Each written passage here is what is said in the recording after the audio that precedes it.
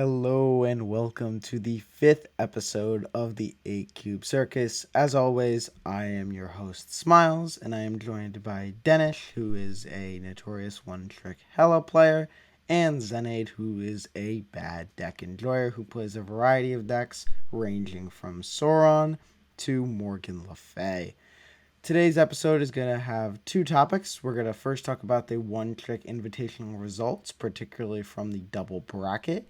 And next, we're going to be going over all the cards releasing next month and going over the previews and which cards we think are going to be good, bad, and what decks they're going to fit in.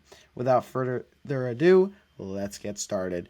So, the first thing we're going to be discussing today is the One Trick Invitational and Sizer's victory on move. I know they were allowed to submit two lists, but Sizer only needed one to go through the entire double elimination bracket and destroy the rest of the field. What do you think about this? And how does move winning affect anything in Snap Meta? Does it say anything, or what do we think? Well, I don't know if it necessarily reflects snap meta because this is more wild card decks that people aren't really playing. People weren't really playing meta decks, but I am impressed that Move still managed to win even though he's not doing the bounce stuff. I guess if you look at the format, it's a lot of go tall, and I mean Move goes really tall, and you also have the Cosmo Eliath aspect that can beat up the other combo players as well. His alternate deck was an Echo over the Ghost Spider, which of course I don't believe he needed for the double elimination bracket. But I mean it shows move is still very strong. I think I mean I'm not surprised he won. It wasn't my prediction, but I mean it makes sense. He's a really good player. Yeah, Uh I think also like there's the endurance factor. I think when I finally got to play him, it was like match five of Conquest, and I know like Sizer climbs a lot, plays a lot, is used to the move thing, and I think it's one of those decks like with him, with your deck Danish, with Doc. It's like if you're not locked into like predicting and like on your 100% A game, like the test of endurance really wears you out against these kinds of decks. Yeah, even like not necessarily endurance, just it's such a weird play pattern that you don't even think about. You have to commit more brain power into the matches against move than you do against most other archetypes. Like I played him round one and I still misplayed for 7 cubes like a moron. I super gianted myself because I was paying so much attention to not getting Eliath that I forgot I played super giant turn four, so then I got Eliath anyways. Yeah, I Where think move is also one of those decks like with always some game into the matchup, just because like the scalers get so much power, it's easy to get priority at some point in the game as move, and then at the end of the game, you're always left like with your opponent. You always have to think about the 50-50, is it Elias or is it Heimdall? So if you're the move player and you're experienced enough, you can always like pull a win out of those games. And playing against it's really like, in my opinion, it's really infuriating because no matter what you do, sometimes it always comes down to 50-50. yeah, and the jug. So traditionally, when you're playing against, well, obviously I play Hela, I have to worry about Jug Cosmo with a lot of decks. But what's interesting about Cosmo Eliath is it's not a 50-50, it's a 67% basically. Like I'm not it's really hard to dodge both because you play Cosmo in the Madame Web lane, and then you either Eliath the Madame Web lane, or you Eliath the lane that you don't move the Cosmo into. And it's like that's really hard to get around when you're playing a 6/6 that's trying to uh basically bring back 50 power, but it needs to trigger. It's also really good at getting priority because you can put the points exactly where you need them, and I mean they're very big points when he draws well. Topaz feels like it gives the deck a lot of flexibility as well as Helion. Those two cards seem like recent additions that are really underrated generally by the wider community. I feel like nobody's really high on Topaz and very few are high on Hellion. Yeah, I think there's a few things to note from this deck. One, watching all the games, the Cosmo, I think, was the MVP here. Just being able to have a lane where you're effectively negating a lot of your opponent's strong on reveals is immensely powerful. I mean, in the finals, the grand finals, and in the winners finals, grand finals, and grand finals bracket reset, move was against Black Knight, and it was a Black Knight deck that was running Shadow King and Red Guardian. So the Red Guardian did a pretty effective job at shutting down the Madam Web, but the Shadow King did nothing. Just having the roaming Cosmo and the Eliath for insurance just demolished it. Another thing is that I think Sizer picked the correct option between Eliath and Heimdall, something crazy like over 80% of the time. He's very good at reading his opponents and sort of knowing what play they're going to make against move. I think Hellion was also incredibly impactful. It won him games he had no business being in, where he only drew like Dagger as the scaler. I think that Topaz was a little bit underrated in this as well, just as a move engine in case the Madam Web wasn't drawn or something like that. I think that this deck was very well put together. I think the Hellion and the Cloaks were immense because a lot of players don't really know how to play around that. Hellion being a new card and Cloak really not seeing much play at all in move anymore. I think that this deck was sort of an off the wall approach to the traditional move deck as opposed to something like the Eggy move deck, which was the Heimdall Hulkling deck.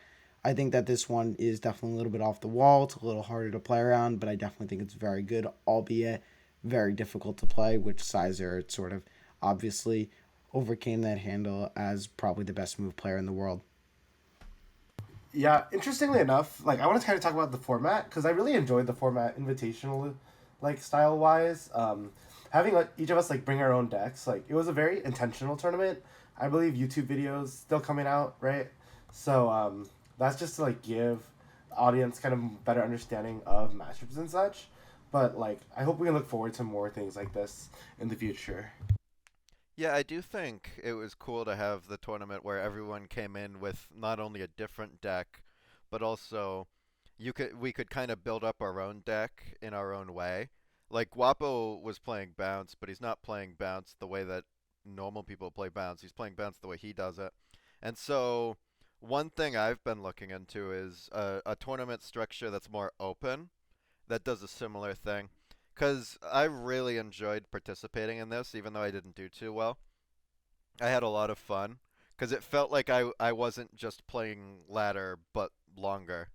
That's what a lot of like Golden Gauntlet was feeling like. We're all queuing to Agamotto and then Agamotto and then Erisham and then Agamotto, or it would be like Merc Ball, Merc Ball, Merc Ball, more Merc Ball, and it's a lot of the same stuff over and over again.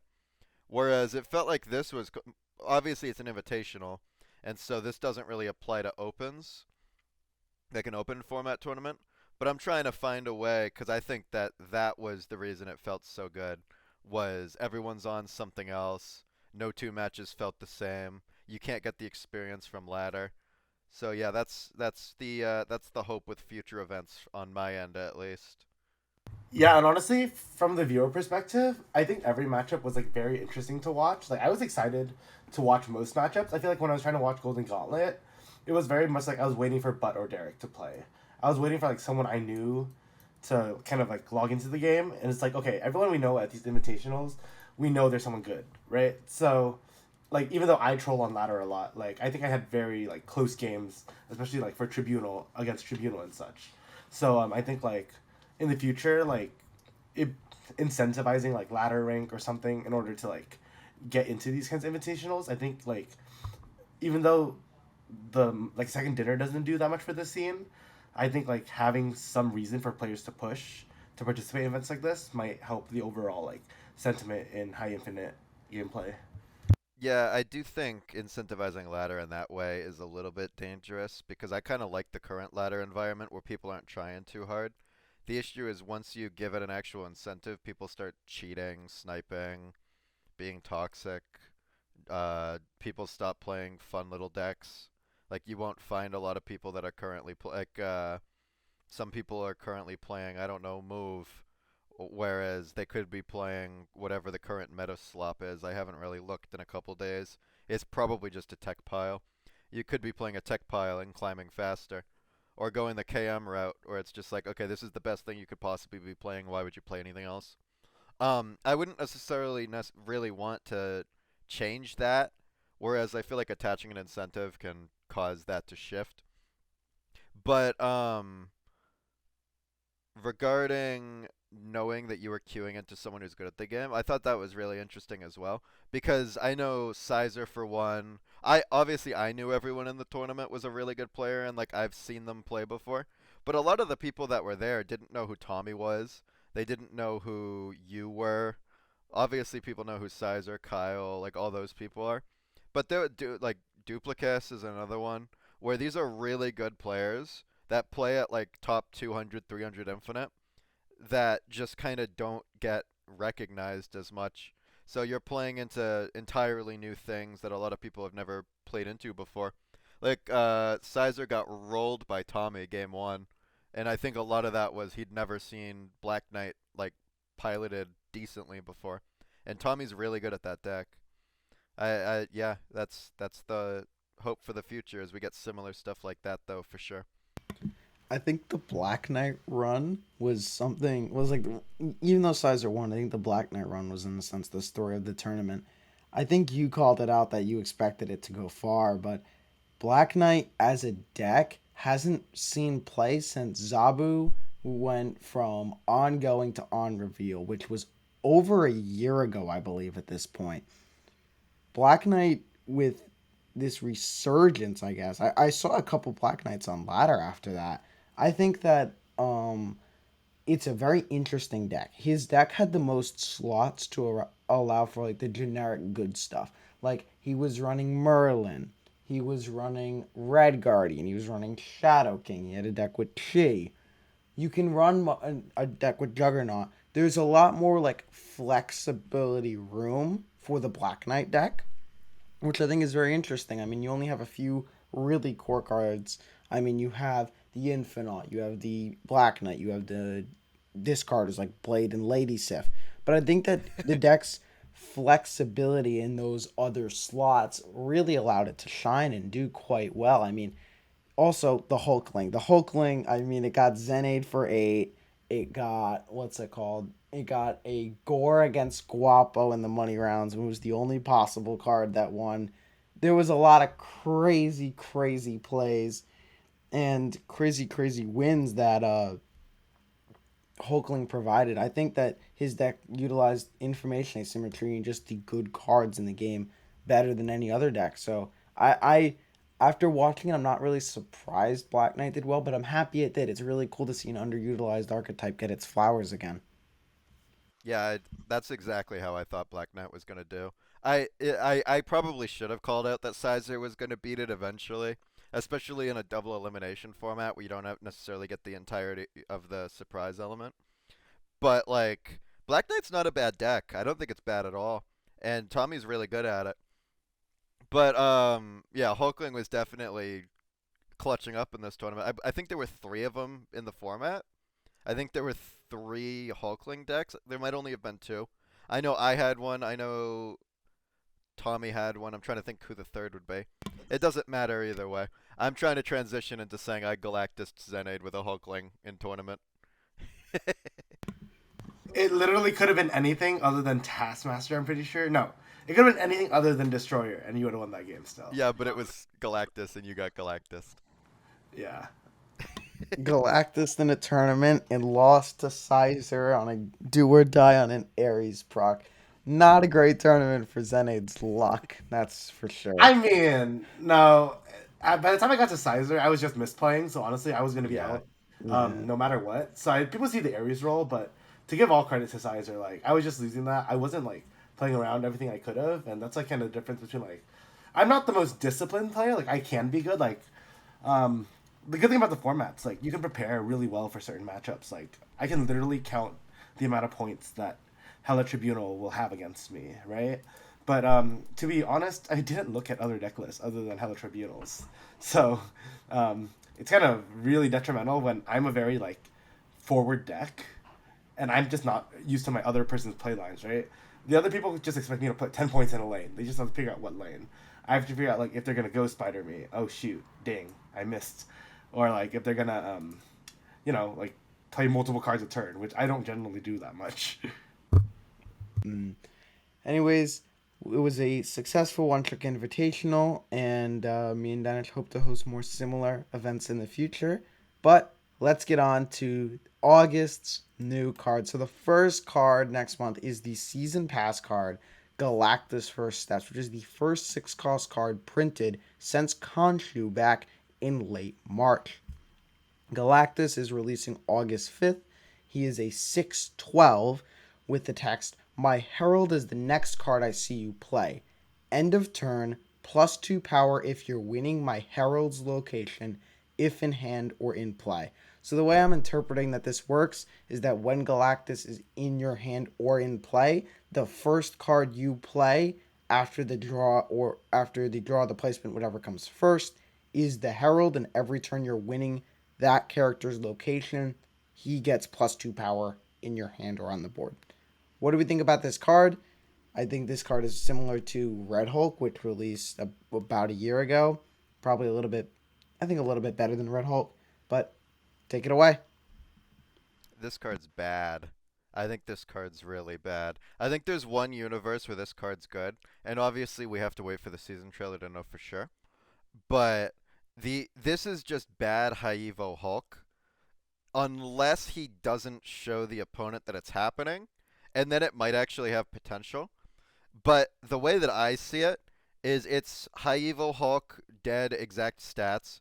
You don't have to float the energy, obviously, but like I'm not really scared of Haivo Hulk having 16 to 18 power, to be honest, because you still have to commit so much power to his lane. I mean, it might work in a ramp list where you put him out on 5 just because you can, or even 4. But I can't see a universe where this is that good at a 6/12 at least. Um, if he has the Red Hulk text where he shows you that he's growing, that makes him even worse. Whereas if it's like normal Hulk where you don't know if it's scaling or not, I think that could have potential.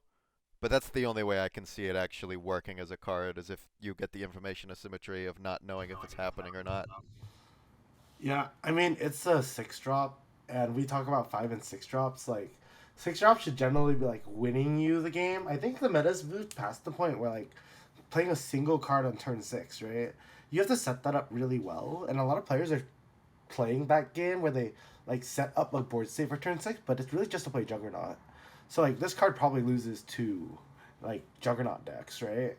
And it's just like you're spending your whole turn 6. Like ramp decks aren't that good yet, and if you're ramping stuff out, like I don't think this is the card you want to be ramping out anyway. And then it has that condition of like Iron Patriot condition on every lane, and it's an end of turn card. I don't see it synergizing with like Invisible and First Steps. Like it's probably like it's more work than like Red Skull. It costs more than Red Skull. Like even just War Machine Infinite feels like it would be a lot better. So I don't know like how much power you'd have to get this card to reasonably like have it be good, but like even like let's say Sugi decks right now, they're like playing like a 5/15 or something with Ronin. And it's just like, okay, well, even if you get this like a 6/16, it's probably not worth playing. Yeah, I think this card would have been better if it released like a while ago in terms of meta developments. So in April of last year, we got Red Hulk, which was a 6/11, I believe, that had +4 scaling, and that card was really good. And the reason it was really good is because it would get to a 6/19 reliably without you investing anything. And 19 power is quite a lot to win a lane. This guy requires investment to get to a 6/20 or a 6/18. You got to win the location 3 or 4 times. And that's assuming you're drawing Galactus early, like pretty much before turn 2, or basically you need to draw the card before turn 3 to really get that value. I think this card has a couple of flaws. I really don't know why they changed it from the originally data mine 6/10 +3. I think this card needs to not have the Red Hulk text to show your opponent that it's growing. If it's not growing, I could see it being okay. But as for now, I just think that the 6 drops of Marvel Snap, just like, it's really, really hard to constitute what makes a good 6 drop in the first place. Like, sort of, what are they missing with designing these 6 drops that aren't making them very appealing? I mean, Old Galactus is a much more appealing card than this, I think. If like Old Galactus is a win condition. This guy is just like a big guy. I don't think this really fits the flavor at all, though. I think that six drops are kind of dead in the water until they really figure out how to really start designing them well. Yeah, I think trying to make six drops work in a like design sense of how do you make a good six drop is definitely a really hard question that they're coming up to. I think Conchu was their first attempt at it. It almost needs to be like the entirety of its deck. And the only deck I can see this guy fitting in would be some deck similar to the old Lockdown Cannonball Profex list, where you win a lane on 5, and that is probably going to be your Herald lane. So you commit the entire game to winning a lane, and then you play like a 620 in the other one. But the issue with that is it's really hard to win a lane in a way that your opponent can't uh, get extra power into it. Maybe like goblins, I guess, could be interesting. Or like a semi clog list that isn't all in on clog, but more so clog one lane and make sure you're winning the clogged lane. And then play a cannonball or a really big Galactus. But even in that specific deck, I still feel like cannonball is better than really big Galactus.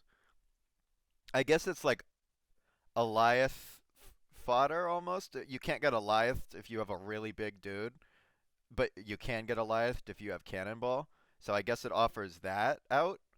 But I feel like there's other big guys you could even be running in that situation, like a Red Hawk even, or I don't know if he's gonna get bigger than Red Hawk that often.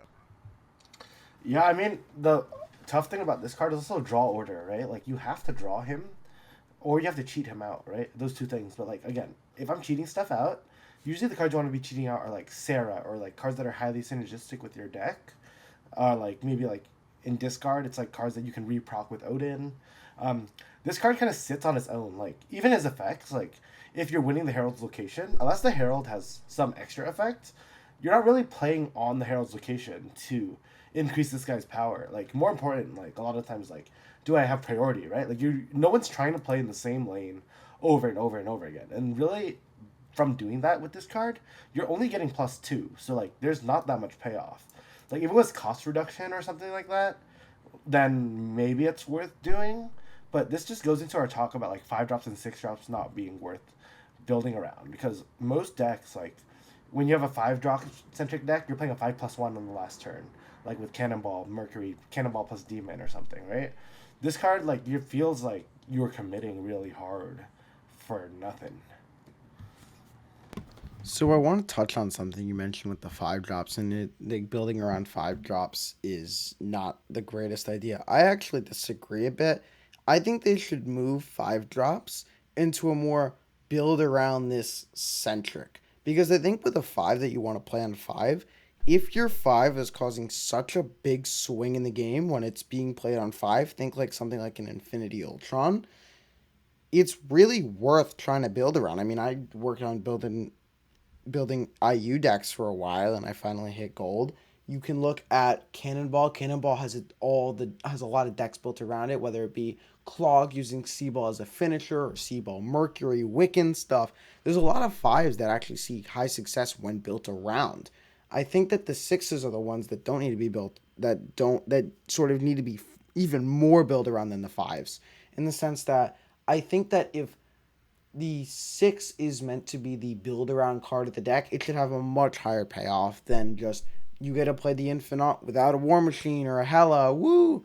I think that just making it 6/big isn't really a good centric part of your deck. I don't think that that's a good way to move the direction of 6 drops, like make them big, or 5 drops, just make them big. You should instead have the text be game swing. I'd much rather like a 6/8 Galactus with like a game swinging effect other than this Galactus or something like that. I think that 6s need to have even more significant game swinging effects than 5s, whereas 5s can significantly impact turn 6 and what how it's going to be played. 6s need to completely swing the game from like a surprise perspective, I think. That's why I think Heimdall's like one of the only good sixes because he completely swings the game because he just redistributes all your power. Hulkling's a good six because it could literally be anything. You could have a Magneto, you could have an Ultron. Hulkling isn't six slash big. Hulkling is a six that you can't play around, and a lot of the sixes have very, very impactful text boxes. Obviously, with Gore, a 630 is very different from a 620, as in 20 can maybe win a lane, 30 does win a lane.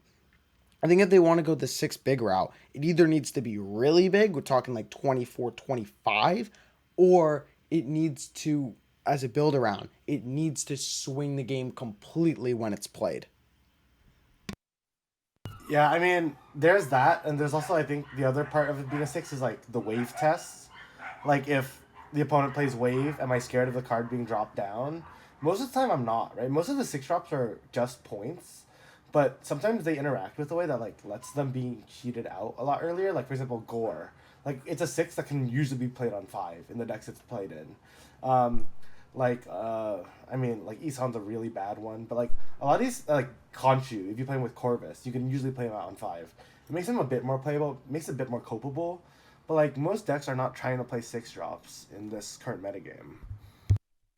Yeah, one change idea for this guy that I just had. What if they kept him at a static 612 so he's always a 612? Or maybe make him a 611 if you have to. And then it's my Herald is the next character I see you play. End of turn. Oh, actually, I don't know how you'd have to write the text exactly, but the concept is he adds one power to each lane per turn that your Herald was winning. So instead of adding, it's like a fantastic text, Mr. Fantastic or Omega Red, except it's on a six drop that you have to play. And so the idea is the opponent doesn't know how big this guy is. He could be adding four to every lane.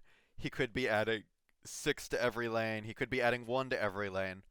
But he's also got a 611 body.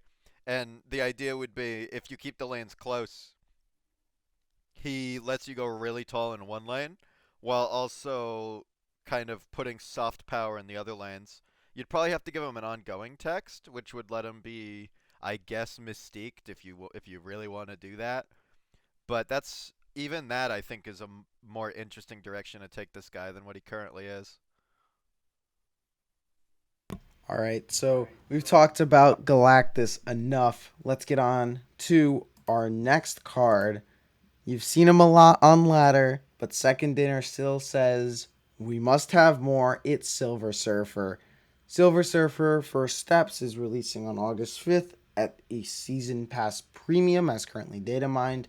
Release method, it has the end of turn text on a 3/4 body.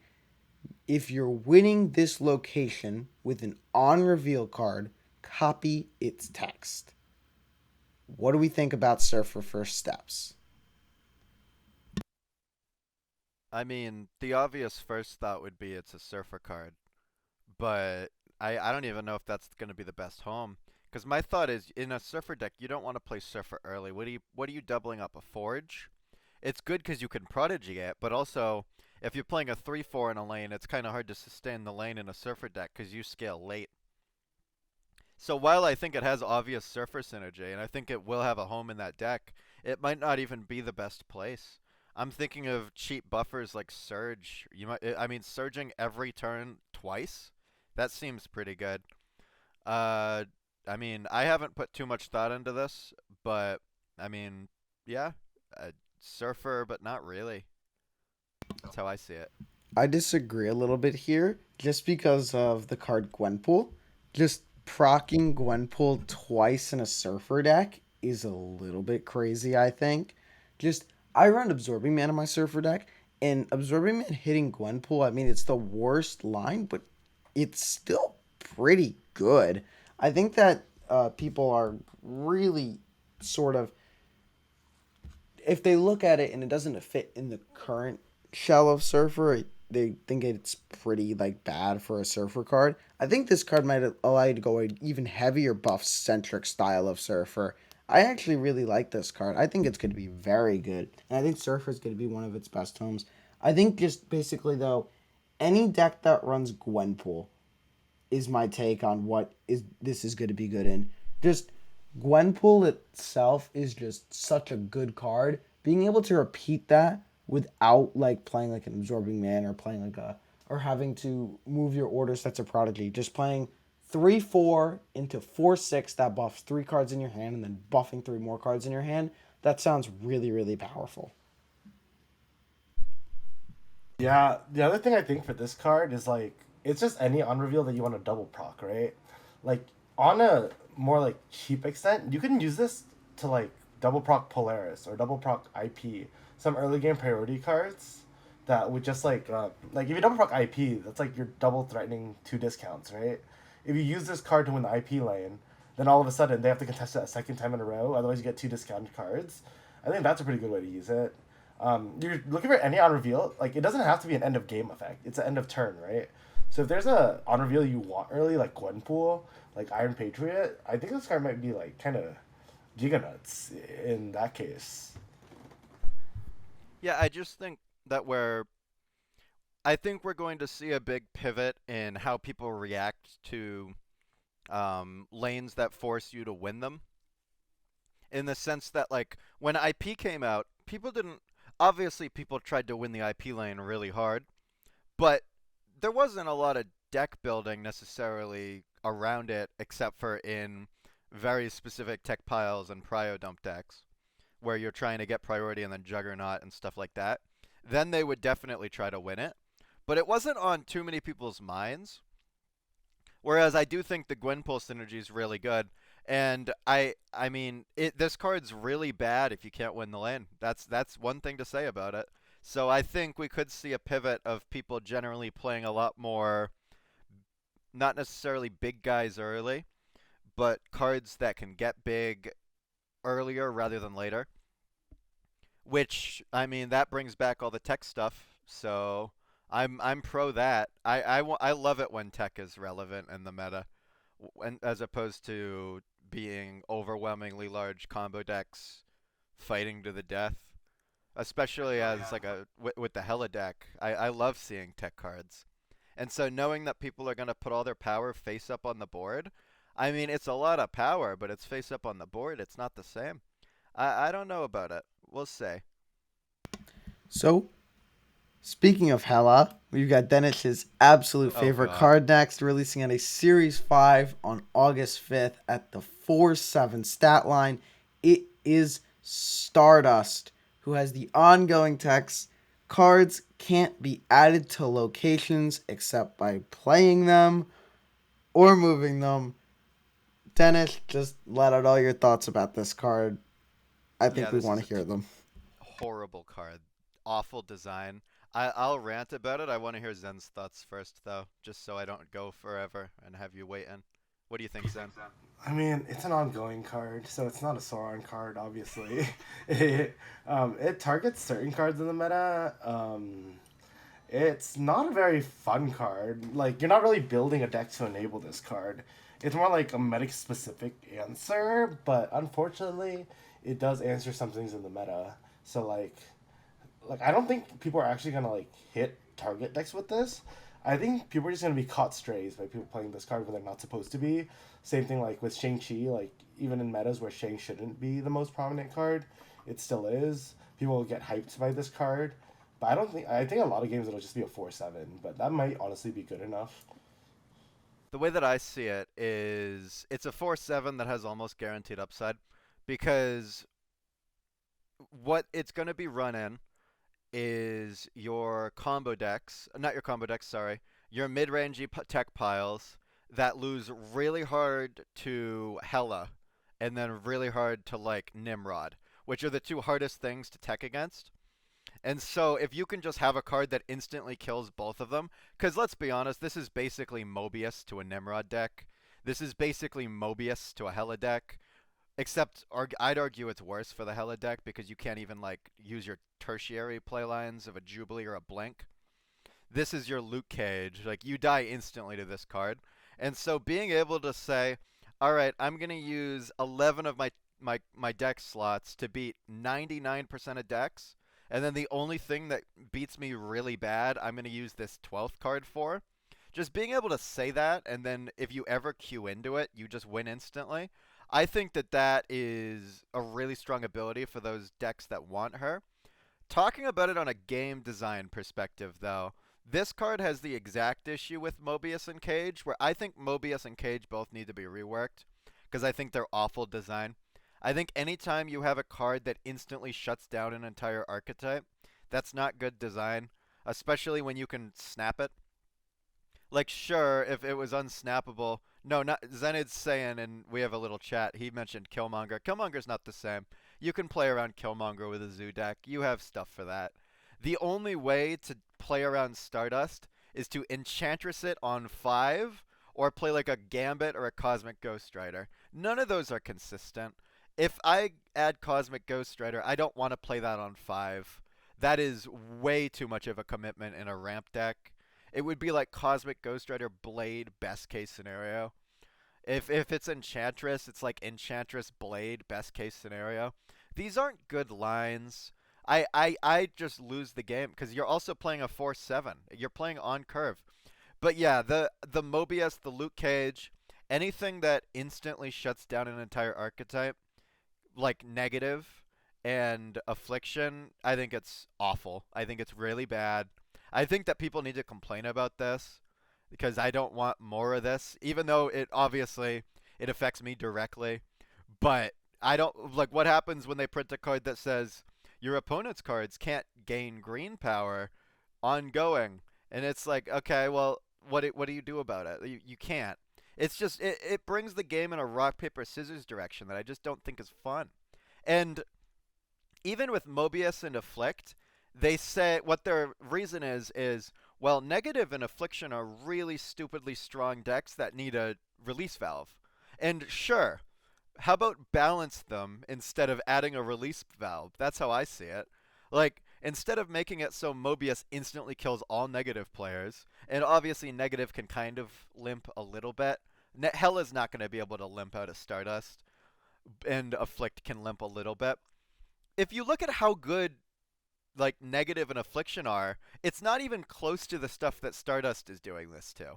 So it's not even like almost fair. She's hitting Brood, like Nimrod, what else? Like those basic buff cards like Mr. Sinister, which is another reason that it's going to be relevant because it kind of beats up buff decks that are strong. I am not happy with this card at all on any level. Yeah, I think there's some real. They're going in a route that they want the shutdown tech cards as opposed to the soft shutdown tech cards. They're going in a route more towards hard counters as opposed to soft counters. I mean, this obviously we'll talk about the Hela example. The soft counter to Hela is Fenris Wolf. It's a pretty impactful counter, but it doesn't fully stop what the deck is doing. This fully stops what the deck is doing. This is a hard counter to it. I really think that this card should not be printed in the sense that I don't like having a hard counter printed, much less at Series 5, because I think that this allows them to also release even more powerful Hela cards. I mean, we're going to get to one of them later that's releasing at Series 4, but I think the only reason they can print that card is because this card exists. So I'm not a big fan of this card at all. I'm not a fan of the direction it takes, and I'm especially not a fan that it's releasing at a Series 5. I believe that no tech card should be above Series 3 in this game. I just think that if you're going to have a tech card and sort of an essential reactionary piece that's sort of allowing Second Dinner to print these better cards because they have the release valve, that release valve should be free to everybody. Going Yeah, back to Denish. real quick. Yeah? Yeah, real quick. You mentioned you were talking about Redshift when you talked about the strong Hela card. This doesn't even counter that. So that's not the reason they're doing it. They're not making Hela or Ramp stronger. They're just adding an option for the people that cry about not being able to beat it, which I get it. I get that. But like they're just adding an option for those people basically. And it's going to leak up to well, everyone's going to use it because it's also just a good ability against most decks. Like it doesn't counter everything, but if you look down what people are actually running, there's a lot of things that this hits. It's like if you name like Affliction. Affliction one's Malekith. You can get Prio really well because you're running Stardust, and you probably want Prio for turn 4. So you beat the Malekith. They play a 4-6. You play a 4-7. That's not good for them. They're playing at a deficit. It's I don't want to rant on it much longer, but it's not even like it's countering things that are too strong. Hela's not too strong. Nimrod isn't too strong, I don't think. The only thing that's too strong you could argue that it's countering is buff decks. And this is not this is the most wild stray to hit a buff deck I've ever seen in my life. It's like, okay, the brood doesn't split. That's the whole counter. Like, okay, sure. Whatever, man. Yeah, as we can, this podcast is all not huge fans of this card. But on to the next one. Nova Frankie Raye is a 2/3 releasing August 12th at a Series 5 with the text, after the next time you play a 6-cost card, double this card's power. I think this is the most boring, specific good card ever. It's just going to go in the Gwenpool, Mockingbird, Sasquatch deck. I mean, it's a 2/3. If it gets one buff, if it gets a Gwenpool and Mr. F buff, it's a 2/10 when you double it. I think this card is good, but I think this card is so boring. On to Xenaid. I don't think anyone's gonna run this card. Like, you have to play the cost card. Like, yeah, maybe it's good with Mockingbird Sasquatch decks, but like those decks are already pretty like full. Like, you already have the Mysterio line. You have other cards you want to be playing. This card's like a very specific ask, and it's like, okay, if you want to make cards that synergize with 6 drops, make the 6 drops like better first. Because like if the only 6 drops you want to play this card with is Mockingbird and Sasquatch, there's kind of a design problem there. Yeah, and I mean, it's just Mr. I'm going to be honest, this is Mr. Sinister. It's Mr. Sinister, but it doesn't care about the board space, and that's cool because Mockingbird decks care about board space a lot. And so yeah, you're right, it goes in one deck, and I mean, it's a cool synergy, but I don't really care on a macro level. Like, okay, it's the amount of stats that I expect them to have, except instead of 2 board slots, it's one because they can play the card Mockingbird. And I mean, I guess also it plays around that Stardust card that's coming out. That's it. Yeah, very very boring release in my opinion as well. Yeah, I think this card is just the most snooze fest good in that one deck card. I think it's a good card. Like, I think it's probably like a high B tier card, low A tier, but I mean, this is so boring. I'm gonna fall asleep if I talk about this any longer. Next card Also, is that makes it wait. Yep. Going back, why is it a Series 5? Like, just why is that card a Series 5? Yeah, and also the first time that I read the card, I thought that it doubled every time you play a 6 drop, so you can double it twice with Mockingbird Sasquatch. And I was like, oh, that's kind of neat, because you then have to commit to playing both, which the deck doesn't necessarily do all the time. But no, it's just once, so it's literally Mr. Sinister. Except you can buff it after it's on the board, I guess. And so that's like Sherry's lab. That's the only thing that I think that affects. not a huge fan of this card from a just cool design point. Next card, the Fallen One. So a complete shift. This is a 5/5 releasing at Series 5 on August 19th with the text, on reveal, set your max energy equal to this card's power. I think that this card is very interesting. What do you think? This card is based as heck. This card is so based. Like, if you play with Symbiote Spider-Man, like, at the very least, you can get 12 energy on turn 6. I think just, like, saying that fact is, like, there's something cool you can do with this card immediately. Like, that's just, like, on the top of my head, right? Um, it is a little bit of an investment, but, like, just, like, that one payoff, like, getting 6 energy is pretty cool. Or actually, it's like, yeah, you're getting 6 energy for your last turn, which is insane. I think like series like 5 cost should release like this, where it's like there's a cool thing you can do with them, and I'm glad this card is coming out. Yeah, I'm a fan of this card. It introduces a really cool new ramp line where you can have 12 energy on turn 6, which thinking out the ramp curve for that, it's like 3-3-4-2. 3-3-4-2 on the last turn is kind of crazy. That's like a Galacta, that's a Juggernaut, and then a 3 and a 2 to hold down the other line. Like, that's a lot of stuff happening all at the end. So, I mean, I'm also very high on this card. I think it's just a brand new way to play. It's an entirely new ramp. Yeah, it's a whole new ramp. Uh, what would you say? Sorry, it's like a new Payoff. it's a new curve. Yeah, it's a whole new curve. And I mean, obviously, you can throw Prio with it as well pretty easily. So it could be a tech card, like a not a tech card, but like a I'm playing 5 tech cards on the last turn card with Yeah, like Hit Monkey synergy. the only problem I currently see is the first steps fastest Gwenpool problem, where you have no idea how much power your opponent's gonna have. Now it might be like you have no idea how much power or energy your opponent's gonna have, if that line does come true. But I think it's cool. Like if you cheat it out early, I believe what's the deck I think could have used this. Like Surfer could use this as well, because it's sometimes if you can buff it, it acts like a Sarah that you can interact with, right? Like if you even get like 2 extra energy from this card, that's like you got to play an extra card on your last turn. I believe what was the line? There was a Sarah line with this, and I forgot what it was. It was Galacta. Galacta into this, then you have 8 energy on the last turn.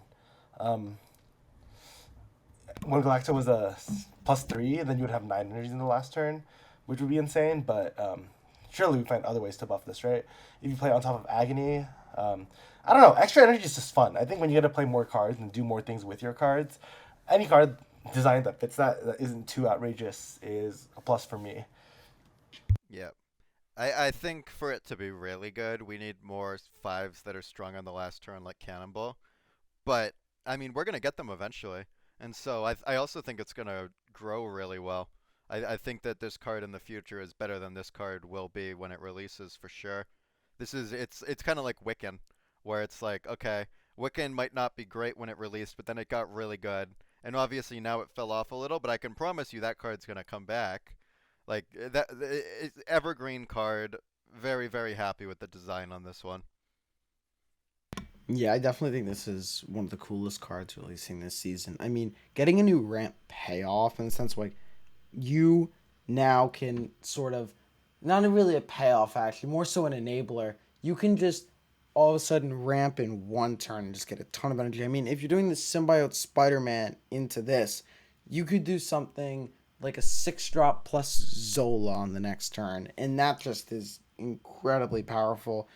I think that this card is definitely going to be good. I think it's going to be a very interesting deck building challenge.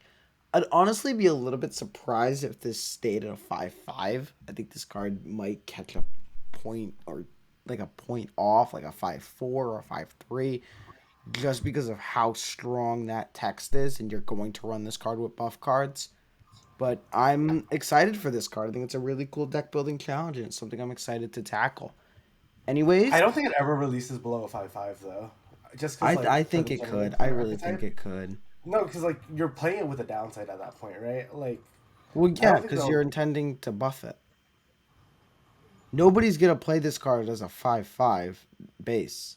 They're gonna play it as like a 5-7 or a 5-10 or with Symbiote Spider-Man a 5-12. They're not gonna be playing this card at the 5-5 stat line. Otherwise, they'll just play other stuff. 5-5 sucks. Yeah, but they're never gonna. Are you? Wait, I think I missed something. Are you saying that they might release it at 5-4 I or I Yeah, 5-5? I, Smith says they might release I it think they're weaker I than a think five they five. might They're I just don't not. think that will ever reduce the happen. power. Absolutely not. That's never happening. I'm sorry. They're not gonna print a card that says you have 1 less max energy next turn. Even if you can buff it, they're not printing that.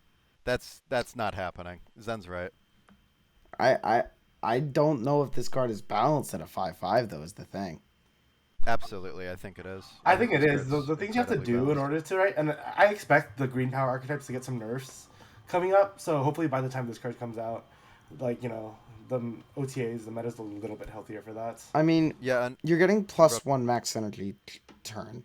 If you buff this guy with Mr. F once, which is a 2 energy investment, you're getting +3 max energy next turn. You just run this guy in the buff deck, and then you can just Wait, vomit a ton of No, points on it's not. It's 6. plus no, 2. It's no, wicked. it's this guy doesn't. If you play him on curve at 5/5, next turn you'll still only have 6 energy.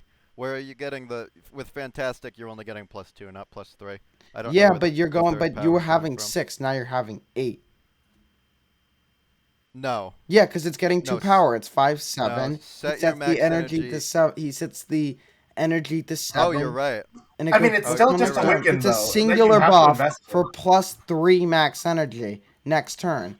It's You know the plus other 2. stuff you have to do to It get is yeah +3 no. energy? It's +2 next turn. It's not +3. Normally And you'd have also 6, then you have 8. That's plus 2. you're also committing 5 energy on turn 5 on a 7 power body, where like a 5/7 isn't good at all. Like that's not a playable card if it wasn't doing something stupid. It And I I mean, especially +3 if you made max it a energy is 5/6, pretty stupid. it's It's not plus 2. +3. It's It's only wicked. +2. It's wicked. Yeah, but I mean, it's not only is it Wiccan, it's also you're committing so much with your 5/5, and then if you build your curve weird around him, it makes the deck very draw dependent. Where it's like you're either limping in a game because you didn't draw the fallen one or his enablers, or you are like basically if you can get the payoff correct, blowing people out because you have. I think he has to get up to +4 energy to be honest to be worth it. I think in order for the 5 drop to be worth it, he has to be buffed to at least 9. Otherwise, I can't see a world where this guy actually gets a payoff that's worth the effort, unless you're playing like Wave and also buffing him. But that also feels like cope. the thing is, I think just the investment is a little bit with all the green power right now too low. I mean, if they nerf the green power, then sure, this guy's probably think fine. I can't really argue that.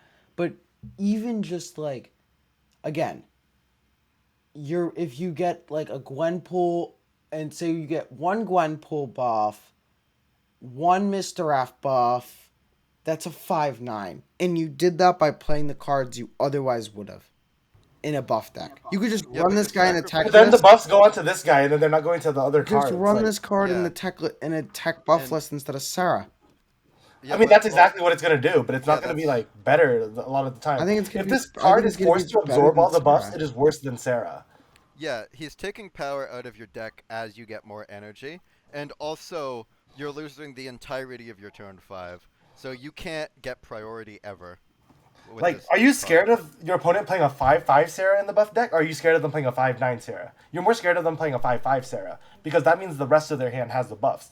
So basically, if this card is played out as a 5/9, you know the rest of the cards don't have that much power, and Sarah decks themselves don't have that much power anyway, right? So it's like a payoff. It's like, how much power investment, like how much of your buff investment are you going to put into this guy? Because if all your buffs go into this guy, then your energy investment is not going to mean anything because you won't have cards to actually play that do anything. Yep. We'll see how this guy turns out. I do applaud the design on this guy though. Make more interesting 5 drops like this. Please, second dinner. This is a very interesting card.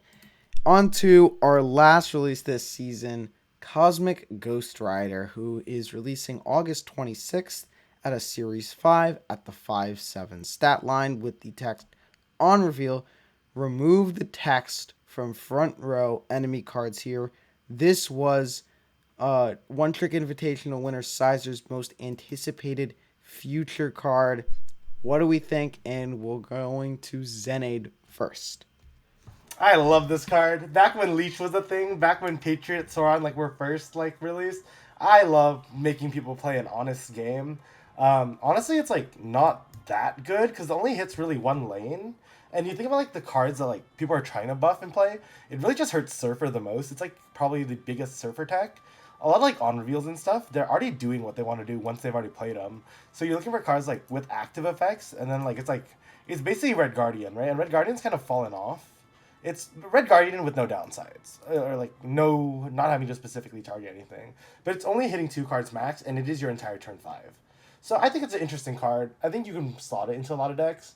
It's gonna be hard to play this card without falling behind, especially if buff decks continue to be like in the meta. I think playing this card like sets you really behind for turn 6. So the meta would have to shift in a way that this card actually like is making a significant impact on your opponent's game plan.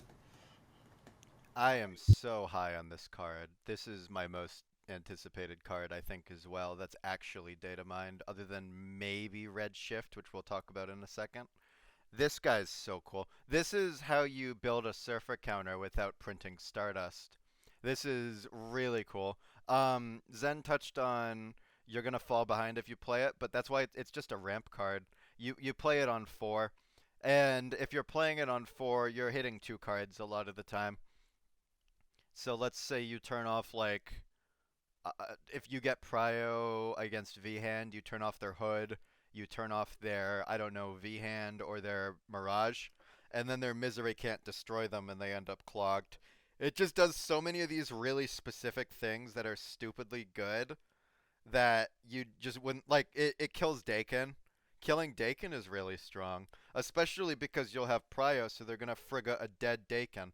This is the card that is functioning as Ramp's tech card that most decks would usually run like a Red Guardian, but it's just I'm so happy. This is probably the best ramp card that has printed since Legion in the 5 cost slot, except briefly Infinity Ultron, but he's not really that good in ramp anymore.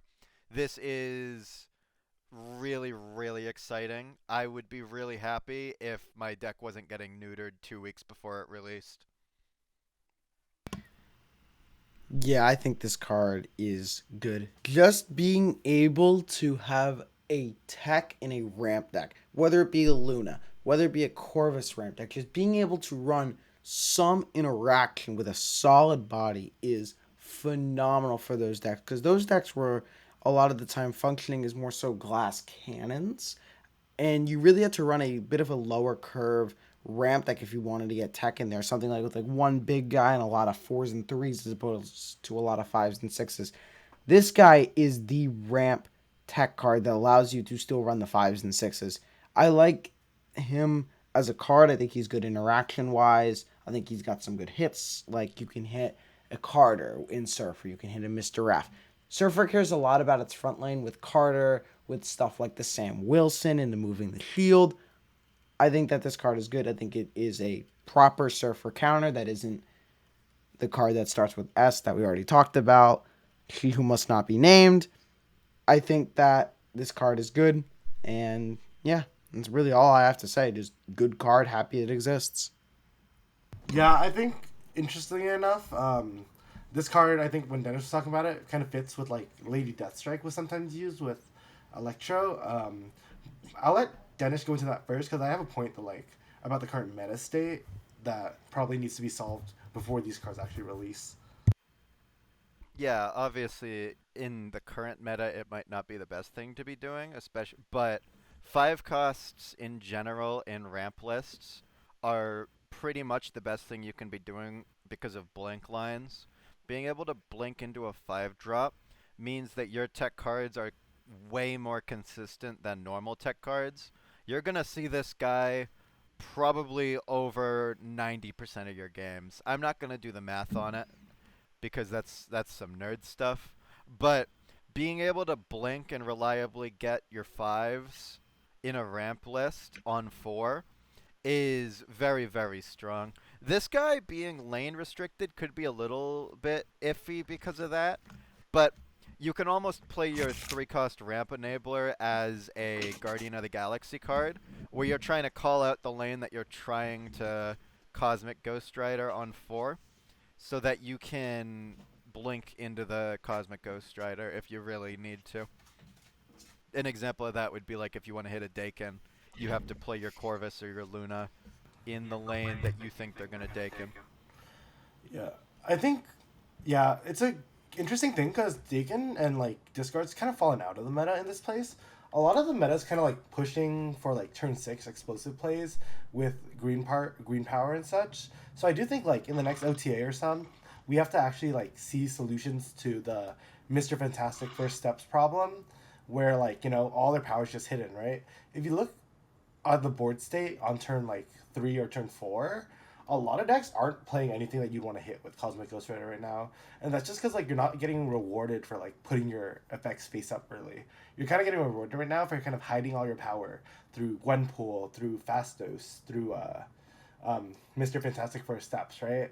Even like with Gladiator, Fenris, Gwenpool, or Super Giant, a lot of the cards don't have things to be targeted by this Cosmic Ghost Rider. So I think the meta needs to shift towards like those game plans that are forced to expose their combo pieces earlier. Um, they need to kind of make those decks stronger while kind of making the decks that hide all their power a bit weaker. Yeah, I think that's a good point. And on to the Series 4 releases this season. We have got first releasing August 5th in the token shop, Red Shift out of Series 4. This is a 2/3 with text on reveal. Discard the leftmost card in your hand to add a random card with the same cost to your hand. Denish, take it away. This is the stupidest thing I've ever seen. This is awesome. So we saw Tommy's Black Knight list, but what if when you discard your card, you get another card that gets discounted by the Quinjet? This is probably the future of discard ramp right here in this one card. Being able to discard leftmost means you can target Agatha consistently. Being able to discard leftmost means even if you're not discarding Agatha, turn one you know what he is discarding, so you can snap stupidly early. Getting a replacement card in your hand means that if you're running a Corvus or something like that, you don't really have your low roll situation of, oh god, I only have 3 cards in my hand. I'm gonna hit Hela, Khonshu, Ghost Rider. I'm gonna hit all those cards I don't want to hit. Not Black Knight. You don't. You'll have him on the board by then, and then you'll only have 2 cards in hand. He fills your hand, so you'll have more opportunities to play other cards. I think this is the same reaction I had when Blade went to 1/3 discard rightmost, where it's like, why would they ever do this? This is clearly not okay. And I mean, at that point, it wasn't okay. Blade what became like the stupidest one drop in the game until we got, I don't know, Nico and then Hydra Bob, and there were a couple contenders for a while. But I still think Blade is one of the dumbest abilities in the game, and now we're getting a version of that that's even better. I had a fantasized card that was a 3/1 discard the leftmost card of your hand. That was the full text. And now we're getting this guy, which is doing that, but better. It's cheaper, it has more power than what I thought it should have, and it gets information asymmetry of basically a Hulkling, assuming you're discarding a 6, where it's like, okay, now I have a random 6 drop, play around it, and it's discounted by Quinjet. This is not a Series 4 card. This is not an okay card, and I cannot see this staying like this if people actually stick to this deck. Yeah, I mean, you're happy about the replacement. I've been trying to make discard Morgan a thing. Morgan the Free doesn't like having your cards in hand. Be like, cards you don't want to play. But I think the interesting thing is like with Blade, Colleen, and Redshift now, you have 3 really early discards in discard. And I think like making that small discard package a little bit stronger, like you can hit your score more reliably if it ends up on the left side, right? Before you just have to rely on Colleen, then be able to blade it. I think adding more flexibility to the discard game plan is just good in general.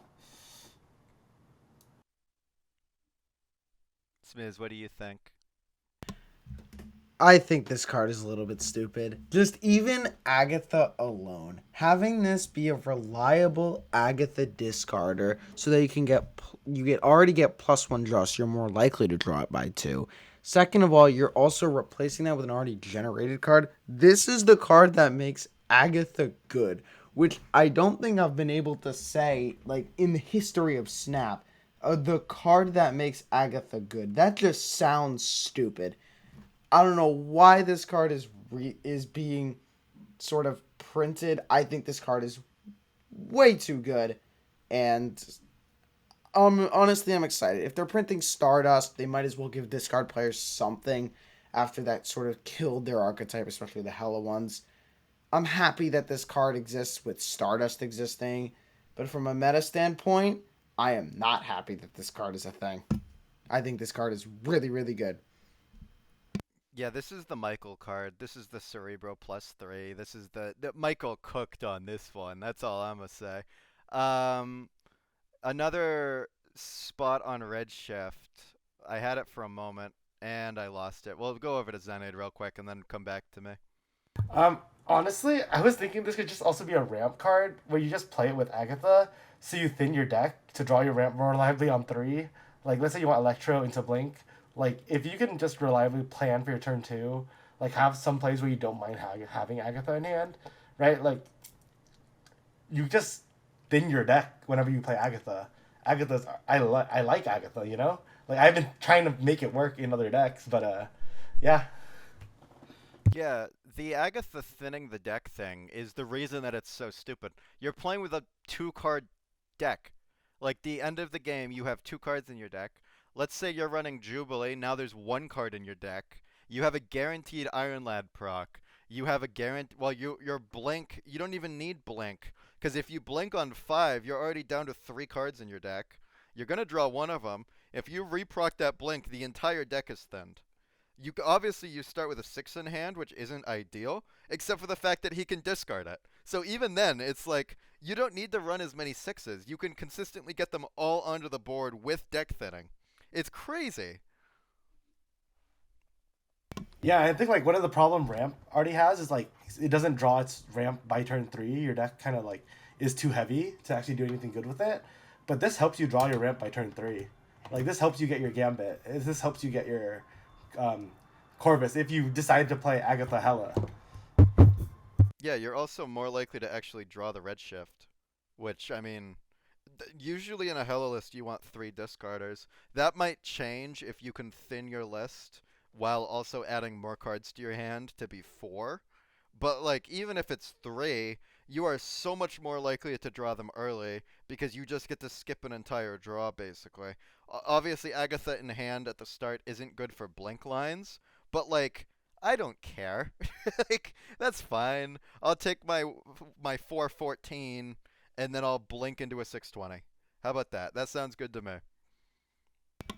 Yeah, I think this card we all agree is pretty good, and I'm happy that it's releasing at Series 4. This is a card that I would have honestly predicted to be Series 5, but regardless, the other card releasing on August 5th at a Series 4 is Terrax The Tamer.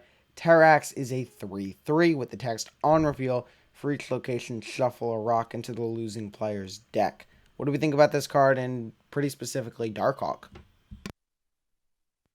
I love giving people rocks. I'm gonna be honest. Like I've been trying to figure out ways to play Master Mold. I think I'm playing Korg 1. Like I think Korg is like one of those one drops you can play early. A lot of one drops like you're trying to hold a little bit longer in the game, like Zero, like Nico. I guess Hood you can play early, but it makes you lose a bit of consistency, or it makes you lose priority. So I think this card is interesting. I love giving people rocks. 3/3 though. I Yes, don't think quite this is it. understated. Yeah. This is not a I am not an advocate for this card. This is the card that you complain about when you're trying to get red shift. That's how I see it. You're not wrong actually about that one. The fact that he shuffles cards into your own deck is really funny, though. I Just think it's the don't. first time you can do that. Yeah, just don't lose the location. I guess. You have to win all 3 of them. I mean, Korg on 1, Iron Patriot on 2, Terrax on 3. That's rocks for them. High roll, he's a 3/7. That adds 3 rocks. And I mean, that's good, but like, his low roll is he's a 3/3 that adds -3 rocks, which is way funnier. Like, you literally need Squirrel Girl. Like, how do you... You could play it a little later, I guess, but, like, I feel like Darkhawk doesn't really want to do that. What I one mean, drops are you running, other I than think we Korg? know that secondary doesn't want Darkhawk to be consistent anyway, so this is more for like the people who are meme decking like me playing Black Bolt, Silver Samurai, Spider Ham. This is Yeah, just for the players who like, when they're moved to ruin someone's day. this is a Baron Mordo card. It really is just Baron Mordo. A Baron Wardo card, I think, is a very funny way to describe this guy. I think At a 3-3, this guy isn't that great. I mean, maybe a 3-4, 3-5, and I can see this card being all right in Darkhawk, but Darkhawk is just too far behind stats wise to put up with the other stuff in this metagame that we have, even with the disruption it provides. Now we're on to the two game mode cards, which I think Xenaid will particularly enjoy. First up is Airwalker, releasing August 26th from a game mode. It is a 3-3 with the text, when this is destroyed, replace it with a 4-cost card from your hand or deck. Xenaid, take it away. Oh, this card is so based for the Morgan enjoyers out there. Like the whole point of the Morgan deck is you just want to hit Morgan, and it adds a lot more play lines with the deck because you can play him with Carnage on turn 5, and the fact that you don't have to play your Morgan out, and it's like a cheat as well. I mean, if Stardust is out and is being meta, obviously you can't do that, but this card is so fun. I'm so excited. I'm curious about that replace text, to be honest. Does it not go to the graveyard? It might not go to the graveyard. That's a thing that I can see happening. So you might not be able to Morgan it. No, but I wouldn't want this card in my hand anyway, right? So Yeah, it's upside. yeah, I'm it's thinking it's, it's a it's good just thing. a lot of upside actually. Yeah. I love this card, to be honest. I think you just run one 4-drop and now you have a really... This is like the blink for Morgan Le Fay. And Yeah, I mean... I think it only affects Morgan Le Fay, to be honest. I can't think of another deck that wants it. But hey, you can have it. I I mean, mean, Gwenpool, like let's say you want to play Gwenpool Destroyer or something, you know, like you have Deadpool in hand and you want to like tutor out a Gwenpool, like that seems interesting because I think what would happen, right, if it's um, Deadpool would return to the hand first and then Gwenpool would get summoned, and then all of a sudden your Deadpool's getting Gwenpool ooh. buffed. Yeah, that's kind of neat. It would be like 2 power, and then it would be more than 2 power, because you are also destroying this turn 4, and you have to have the Deadpool on the board turn 2. So you're reviving a 1 power Deadpool into 2 power, and then you're Gwen pooling it a maximum of 4 times. So on turn 5, you're going in with the biggest possible being an 8 power Deadpool. That's Eh, like normal stat line. I mean, yeah, it's pretty cool, but I think this is the first like tutor effect, like a true tutor effect that Snap has had. So I'm excited for the chaos that comes along with it. Do you want to explain what tutor means for people that aren't nerds? Yeah, tutoring effect means like fishing out specific cards in your deck. So like you'd have to do it like with some risk with Blink especially, and it's like a deck building restriction. But if there are certain cards that are key enough to making a game plan work, so specifically like one that most people might think about is like Sarah, like if it's specific enough to just hey, you have this card, you win so much more of the time, then that's kind of like the cards you want to tutor out, right? That's why like looking at like cards like Lockjaw, Blink, etc. Like the combo game plan in Snap isn't as supported as like I would have liked it to be, but this helps make like the Morgan combo game plan a dream. Mm-hmm. So this makes Morgan really, really consistent. Which, I mean, Morgan needs something, so consistency, I mean, I'm down. Yeah, like, That's a thing I'm happy to give her. yeah. The way I built the Morgan deck is literally just like, if I draw Morgan, I win. If I don't, I retreat. Mm-hmm. Like, so not having to just go balls to the wall on the Morgan is preferable for me. So just to clarify for the listeners and fellow podcasters, Angel also has the replace text. So yes, this card does go to the graveyard. It just does the Angel thing, but with the 4-drop. So we've been talking about Morgan. This does, if you when you destroy it, this basically acts as like, oh no, this goes to the graveyard, and here comes Morgan flying in. Just as simple as that. But yeah, I think this is a pretty effective Morgan Le Fay card. I think it's a really interesting sort of tutor effect in Snap, as Xenaid mentioned, and I think this card is a must get if you're a Morgan Le Fay player. Otherwise, it's probably skippable.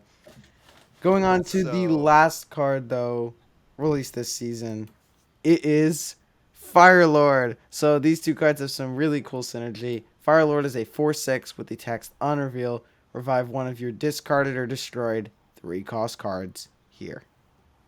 wait a minute. I haven't seen this. This is hilarious. This is base, dude. Jet is gonna have a freaking field day, by the way, because these two Yeah. cards are not just Morgan cards; they are Jet Phoenix Force cards. Because Yep. this one's hilarious because the problem with Elixir in Firehair decks is you sometimes revive the BS, and same with PF. But this guarantees you revive Cassandra Nova or Sage. And those two cards are insane to revive. Yep. I Especially when you also misery them. Because in the graveyard, they gain power when you misery them. So when you're reviving a Sage, it's usually like a 315. And you're reviving a Cass, it's usually like a 312. Yeah, it's reviving stupidly large cards. And it doesn't have the turn of restriction either. I love the synergy. I don't even remember the card's name, but the 3/3 we just talked about that pulls the 4 to the board. The concept of destroying the 3/3, and then having Firelord come down and revive the 3/3 immediately just sounds hilarious to me.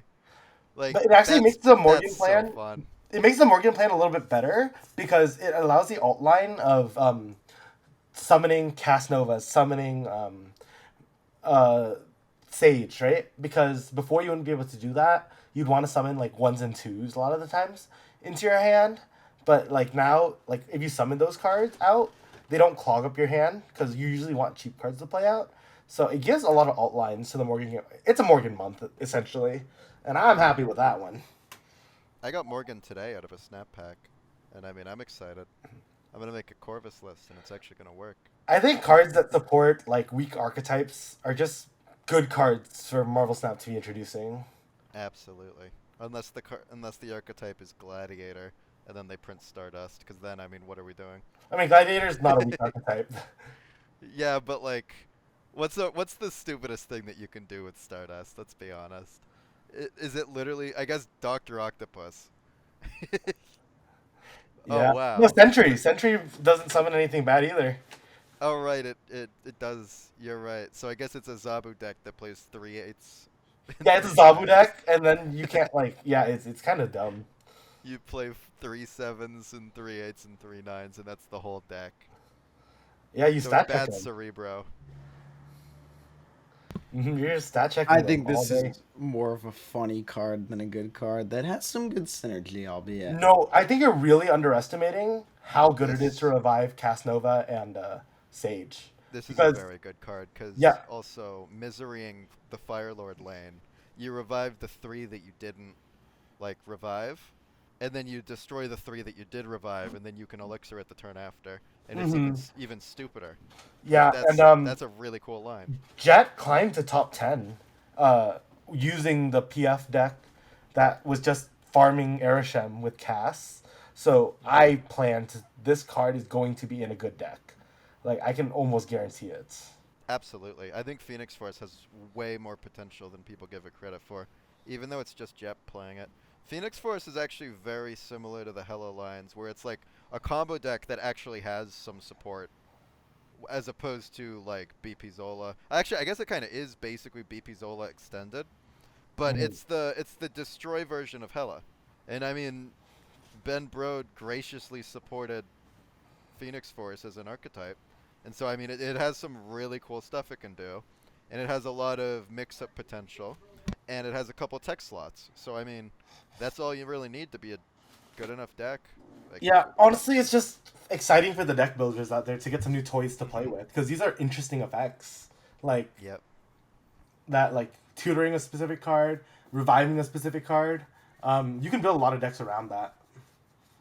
I can't wait for it to get Stardusted. And then everything's ruined. Yep. Yeah, Stardust we won't is talk the about that. card. Certainly Stardust is next going to month. stop Phoenix Force, I'm pretty sure, by the Yep, way. it does. Like, Because it doesn't merge. that's it just destroys all the combo decks that it would usually have its decks lose to. I've heard this. I hate it. I've heard I this hate it. conspiracy theory that Second Dinner has been like showing previews of card and data mines stronger than they'd be at release, and they're gonna nerf them. I think that's happened with a lot of cards recently, but the conspiracy theory is they're doing that to get us talking about the cards. So maybe we shouldn't talk about them, so they stop doing this BS that gets us unhinged. If I can see a world where they print 4/7 Stardust, that's upsetting. But you're right. I do subscribe to that conspiracy theory. I don't know if you've seen Vivision. We're not going to touch on it, but there's a card currently dead in mind that's basically 3/3 Captain Marvel. That if it's winning its lane, basically Okoye buffs your entire hand. And it's like, that's stupid. They're not printing that. There's no way. There's like Isan was the same thing where it's like there's no way that actually happens, and then they changed it. Oh yeah, the other thing we forgot to talk about is that the Silver Surfer card is better than the Galactus card, but the Silver Surfer is the one releasing in the premium pass. So if you wanted one of the two, you have to get the premium pass. Like I would rather just buy the Silver Surfer one and not the Galactus one. So it's kind of annoying that I have to purchase both of them. Yeah, it's almost like they do that on purpose. Well, I'm I don't just know. saying. I am not a big fan of the season pass in general, and I mean the premium season pass is just doing what they were already doing but worse. But I mean, we don't need to get too far into that because I know Smlz is trying to wrap up. I think the community has talked about monetization enough. But after that, that concludes our podcast. You can find us all through these links. For Denish, you can find him at twitch.tv/DenishHella. He also hangs out in the main Discord and Roram Plays and Husky Puppies Discord.